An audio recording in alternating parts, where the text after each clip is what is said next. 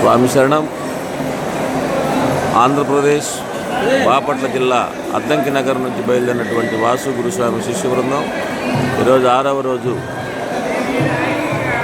సాయంత్రం 6 గంటలకు గురువాయూర్ అయ్యప్పని దర్శనం పూర్తి చేసుకోవడం జరిగింది. గురువాయూర్ అయ్యప్ప అంటే కృష్ణ భగవానుడు. స్వామివారి దర్శనం మొట్టమొదటిసారిగా కేవలం అరగంటలో దర్శనం అయ్యేటటువంటి పరిస్థితులు ఏర్పాటు చేశారు దేవస్థానం వారు.